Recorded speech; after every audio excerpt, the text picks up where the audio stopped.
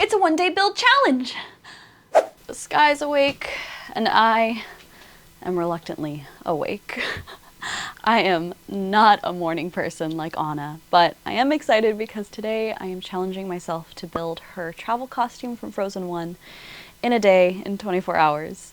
And I think it'll be possible. I'm not going to do the cape because Southern California, it's way too hot to do a cape, but I do have all the fabrics already and the patterns are going to be pretty simple.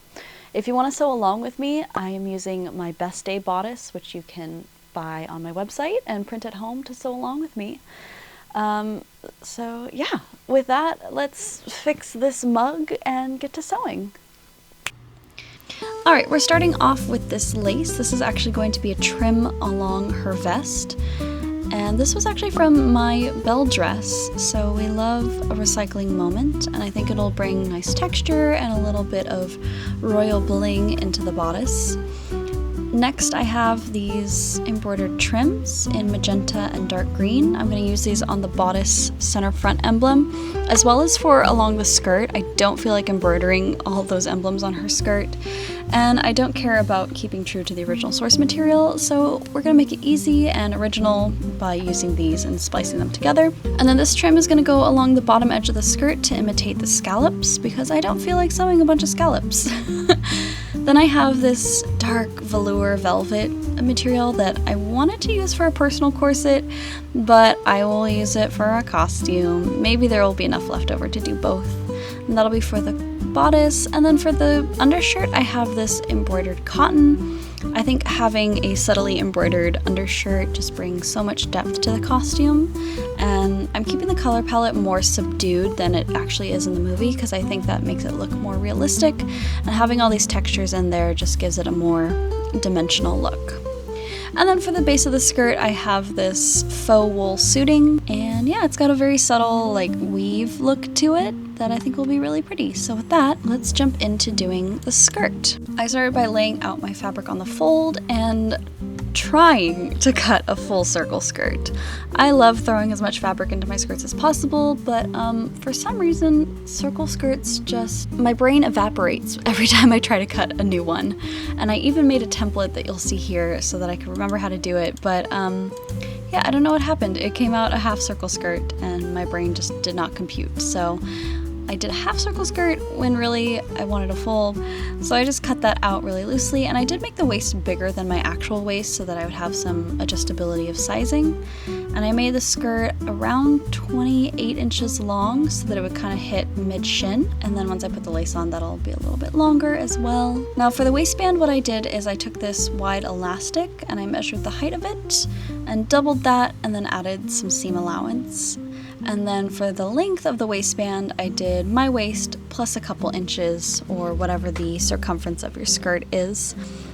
And all I'm gonna do is fold that over the waist of the skirt and create a little channel to slip my elastic into.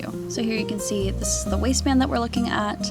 I stitched the rectangle to one side, flipped it over, and then flipped the raw edges under, and then I'll top stitch it. And that creates a nice little tube that we can then pull the elastic through. Once that was stitched down and the elastic was stitched at both ends, I just sewed up the back and added a little zipper, and the skirt was ready to go. So I put that off to the side and got started on the undershirt. So for the undershirt, I basically ignored all of my patterns and pattern bashed the heck out of it. I ignored all of the darts on the body and just let the kind of torso of the shirt be free and open, and added a little extra width so it would be easy to get into and I wouldn't necessarily have to add a zipper. Although I probably should have added a little more ease into the bodice, as you'll see later. For the sleeves, I took one of my favorite bishop sleeve patterns and just reduced the volume a little bit so it was more of just like a basic rectangle, and cut that out with the embroidery going down the sleeve. However, I still wanted that really pretty embroidered edge, so I actually cut the sleeve in half and then reattach the embroidered edge so we get a really pretty finish. And since the embroidered fabric already had a finished selvage, I left that as the cuff so that I wouldn't have to do any hemming there. And instead I just stretched some elastic so it would gather cute and tight around the wrist and have a little like frilly cuff. Once I had my sleeves, my front and my back cut out, I sewed the front and back together at the shoulder seam and then pinned in my sleeves from there. Doing it this way makes it so much easier because then you don't have to worry about fussing 2 circles into each other. Instead, you can just start at one end of the underarm, work your way up the shoulder, and pin to the other end. And then once that sleeve is set in, you can sew from the wrist to the underarm and then back down the torso, and it's so much easier and so much less fussy than trying to set them in together once they're both sewn into circles. Now, I didn't have a mandarin collar pattern, so I draped one on my mannequin and then transferred that back to my shirt fabric and cut out what will be the lining fabric. And then I fused a little bit of interfacing to that lining piece so that it would have some stiffness and stand on its own. I wanted to replicate the scalloped edge of the cuff of the shirt on the collar, but because the selvage edge of the fabric is straight and we actually need a little bit of a curve on the collar, I had to carefully pin and dart the fabric so that it formed around the curve of the collar. And so I just top stitched that to the lining fabric and then pinned that into the shirt and sewed it up, and it came out really adorable. I'm really happy with it. And then I sewed up the back of the shirt, and originally I was going to add a zipper, but after trying it on, I realized that I needed a little bit of give across the shoulders.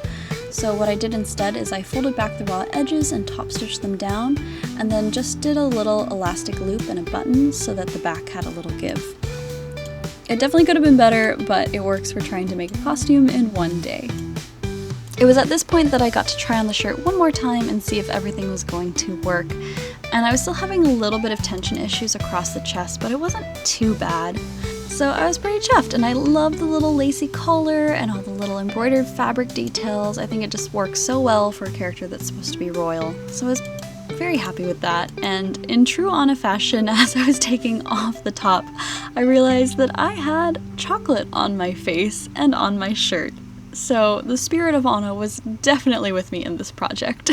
It was very on brand. It is currently 5 o'clock. It is now time to start the bodice, and I have pulled out my Rapunzel pattern, which we're going to use for the Anna pattern, but we're going to make a couple adjustments.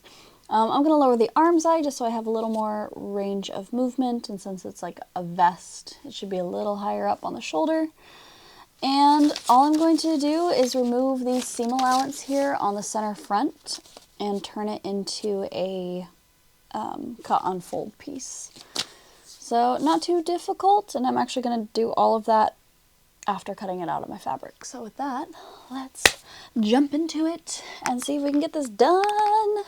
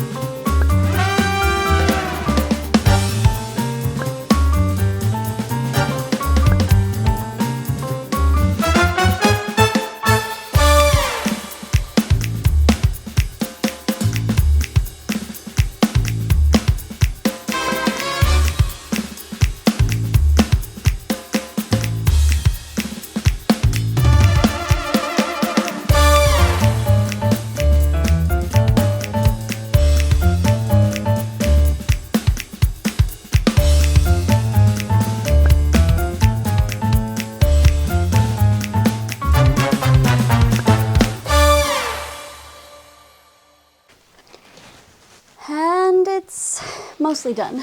I still gotta put the grommets in. I am pretty chuffed. I am pretty chuffed because it is currently 8 o'clock, which means it's not yet been 12 hours. It's been about 10. And the base of everything is mostly done. I have a functionally, well, after I put the grommets in, which will be right after this, I'll have a functionally wearable costume. I don't think I can apply all of the laces in 2 hours. And also I have to wake up really freaking early for work tomorrow, so I don't think I'm going to bother with all of that, but it is nice to know that I can do a 24-hour build for this Anna costume. So what's next is, of course, the grommets. And, oh, let me just do this. So one thing that I forgot to do was to attach a bone casing for a wide steel bone at the center front here to keep the tummy part down, because this pattern will flip when I bend in half if I don't put a piece of steel right there. But I did put synthetic whalebone or German plastic in all of the other boning channels, and then steel at the center backs, so that it's very supportive and I have something strong to pull against. So I think what I'll do is I'll probably sandwich the steel bone between two pieces of fabric and then just whip stitch it to just the lining on the inside and call it done. The binding is not pretty by any means, but that doesn't matter because we're going to cover it up with some gold lace. And I think that will be tomorrow's problem, unless I get a little stick up my butt and want to see what it looks like tonight. What's left? Yeah, I think I'm just going to put grommets in and try it all on. So I will check in just a moment.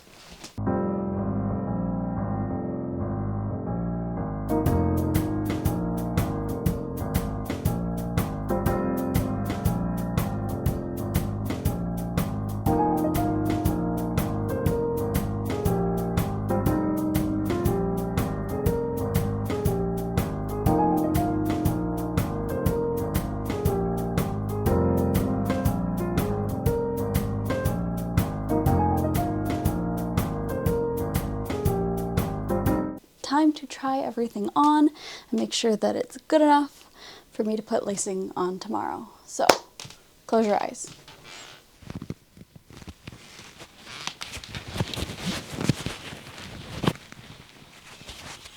It's so cute. I am pretty darn chuffed with it.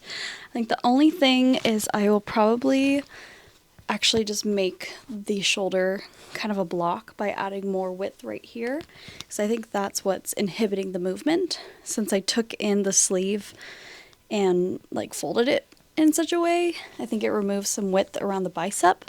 So if I just like open it back up and add in a little bit of gathering here at the top of the shoulder, that'll add more volume here around the bicep so that I can raise my arms. I mean, like, I can raise them enough. It is good enough for now, and yeah, I'm really happy with it. I think it looks really cute. I do kind of wish that I had cut a full circle. I always seem to do that. I'm really bad with circle skirts, but when I get them, I get them. It's just like the math getting there, which is really weird because I'm good at like the math of corsets, but not circles. Geometry, not my thing. I'll see you tomorrow when I finish up the lace.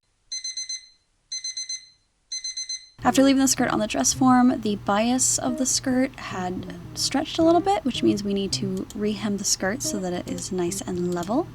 So here you can see I just trimmed that up nice and even. From there, I just roll hemmed the bottom edge and didn't worry about making it too pretty, because then I just applied the lace and stitched that as a straight stitch along the bottom, but then also went up on the peaks of each of the lace so that it wouldn't flop down. And this was a lot, and because there was little gems and stuff on it as well, I had to be very careful not to hit those. And so using a like free embroidery foot will really help you get through those. Then I put it back on my dress form and started cutting out the appliques and piecing them together where I thought I wanted them. It took a little bit of math to figure out the placement, but once they were pinned on, I took the same little free motion foot and stitched around them in a matching colored thread. These came out a little chunky. I think I would have liked to go with a thinner one now that I see it all together, but it still looks pretty cute. Then I played around for an hour or two, and this is when it was starting to get a little bit late. But I cut apart the green appliques and messed around with what orientation I wanted them all on the bodice. I was going to try and bring more of the magenta in, but it just wasn't looking right, so instead I settled for all green appliques and just pulled off some of the pink sequins from the magenta appliques and stitched those on. And I spent maybe an hour hand sewing that to the bodice. It really took no time at all. And so even though I did not do it all in one day, I did do it in 24 hours. And now for the final reveal.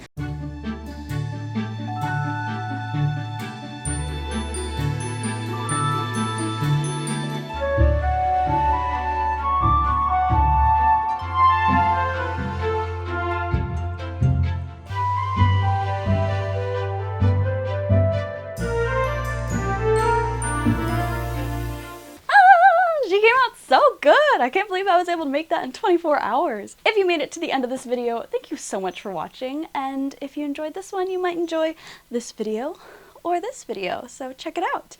And if you want to get the sewing pattern for this bodice, you can find the link to that in the description down below on my website. And if you want to be a pattern tester for my upcoming sewing patterns, then there's also a link for that down below. And with that, I'll see you in the next video. Bye!